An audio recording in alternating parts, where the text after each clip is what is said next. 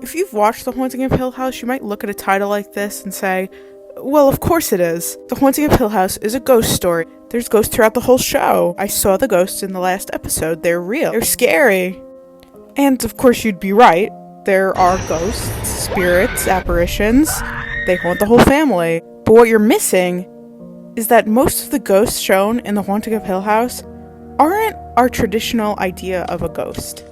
When we watch a normal ghost story, it's actually pretty cut and dry. There are ghosts, they're vengeful, they're after our heroes. But in The Haunting of Hill House, these ghosts shape our heroes, and they have to learn to live with them. The real ghosts that are haunting the CRAIN family are metaphors for their grief and their trauma. The Haunting of Hill House follows the past and present of a family of 7, the CRAINs, in a house that they were fixing up one summer.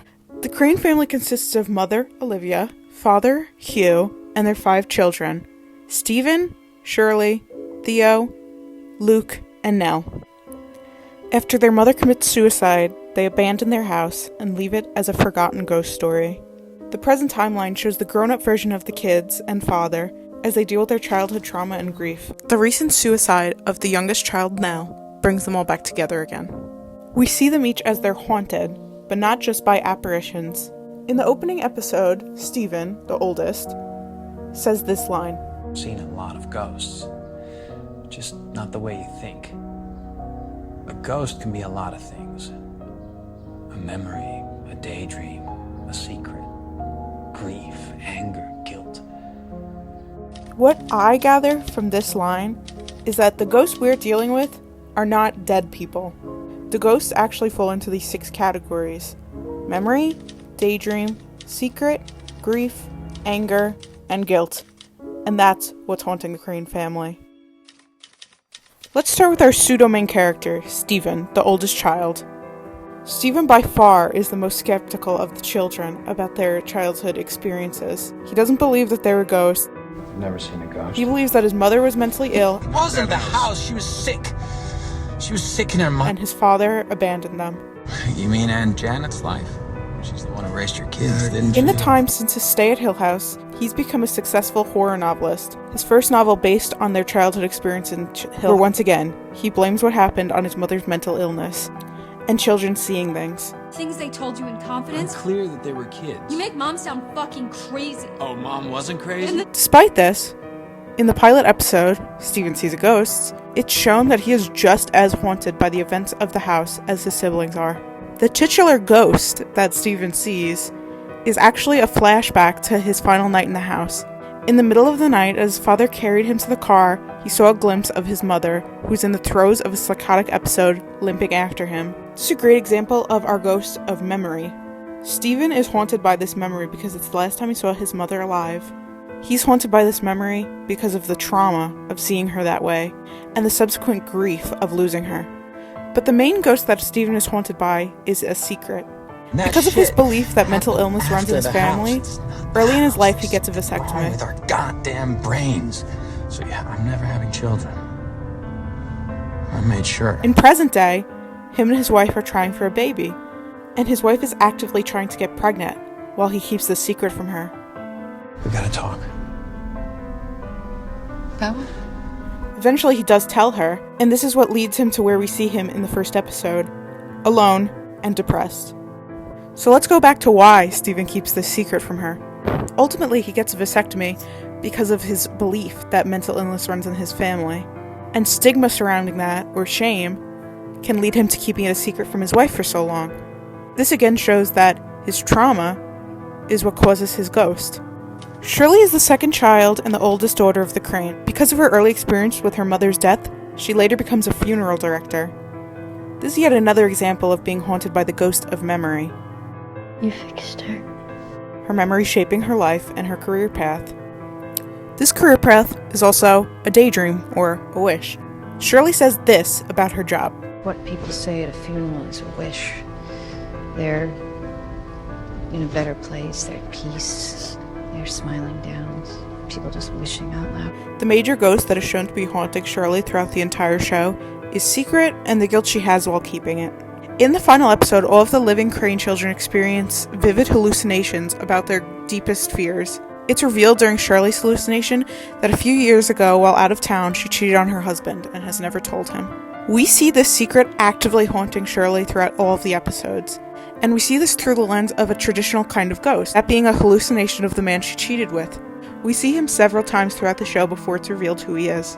One of the fears Shirley expresses during her hallucination is that she'll be seen as a bad wife or a bad mother. I'm a good wife. I'm a good mother. Tie this back to her own mother, ideas Shirley might have that she was mentally ill and did not take care of them properly. Theodora, or Theo, is the middle child and is by far the angriest of her siblings. According to Steven, this is one of the ghosts. Fuck my anger. Theo's anger is not only a result of her traumatic childhood, but also a coping mechanism to deal with her difficult job of child psychology, which, again, was probably her career choice because of her traumatic childhood.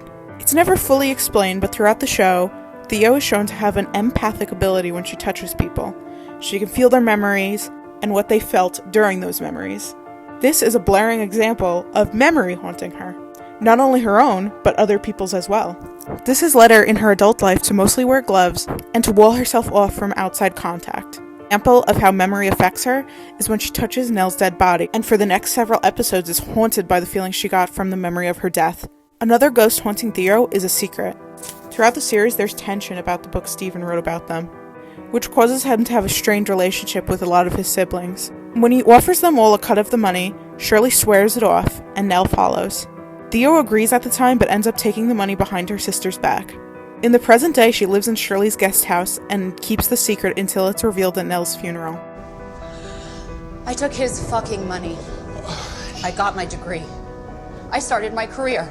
Because you know what? It's good fucking money.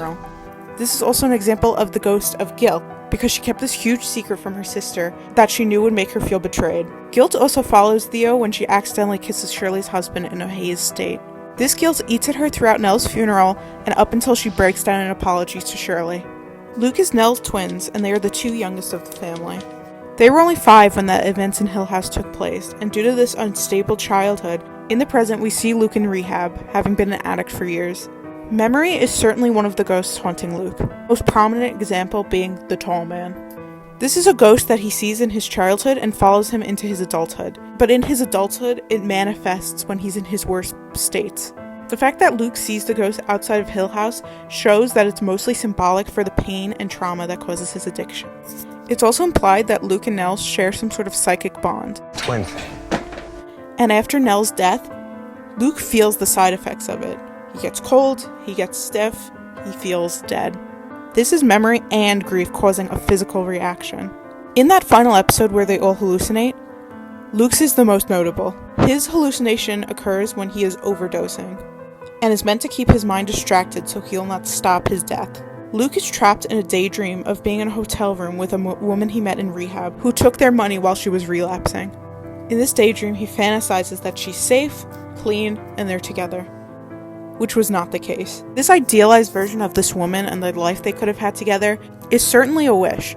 I argue in the case of The Haunting of Hill House, daydreams and wishes are another word for denial. Denial is the first of the 5 stages of grief, and Luke and Nell, being the youngest, seem to be the most representative of this stage of grief. Nell is the youngest child of the family, and when we see her in the present before her suicide, she's in a very bad place mentally. Her husband's just passed away, and she blames the ghost that's been haunting her all her life as the cause. One ghost associated with Nell before her death is Daydream. In her bad mental space, she enters the abandoned Hill House. Here, she sees the hallucinations of her family and her deceased husband, all dressed like they were on her wedding night.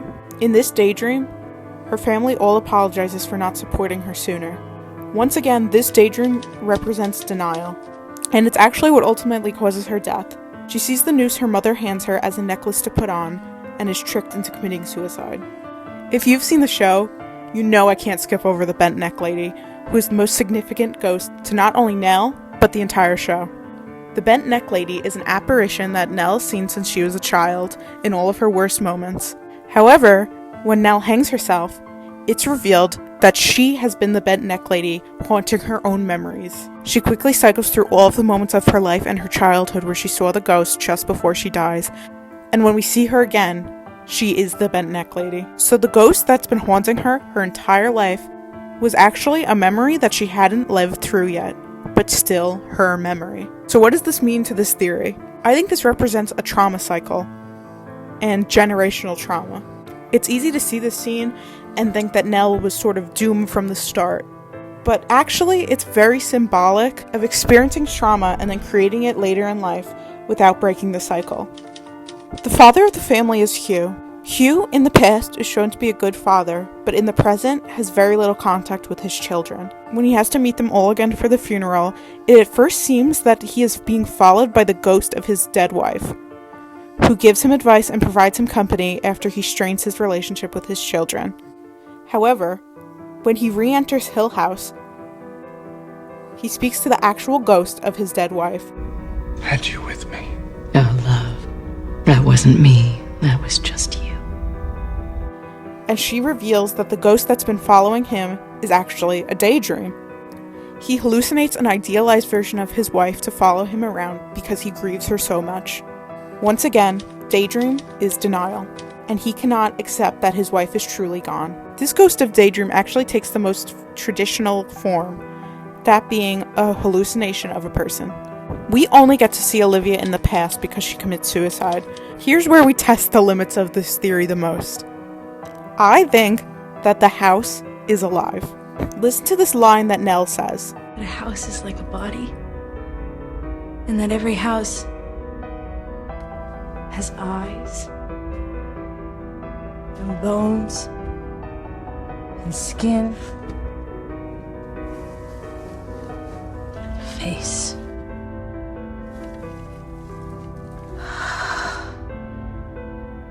This room is like the heart of the house. No, not a heart, a stomach.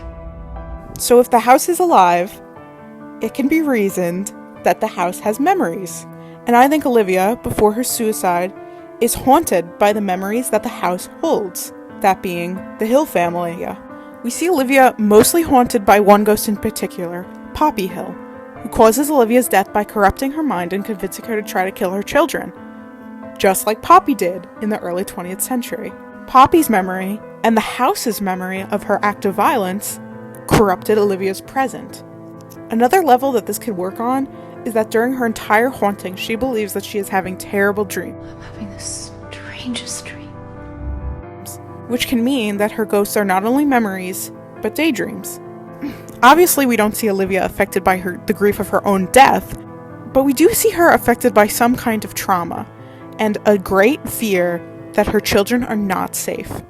So yes, The Haunting of Hill House is a ghost story. Traditional ghosts, and the subtext of ghosts. Sure, there are some good scares in the show, and we do see traditional apparitions of dead people, but to me, it's clear that the ghosts that are really affecting the family are their grief and trauma, and what can be caused from their grief and trauma, that being denial, secrets, guilt, anger. Here's another line from Stephen. I've lived with ghosts since I was a kid. Since before I knew they were even there. Ghosts are guilt. Ghosts are secrets. Ghosts are regrets and failings. But most times a ghost is a wish. So what is the point of this theory?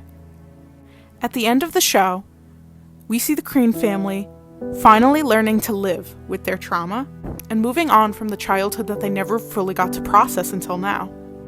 This show is about dealing with your grief and trauma and how surrounding yourself with your family can help you. And that even though their trauma and grief shape them into who they are, it doesn't have to shape their future.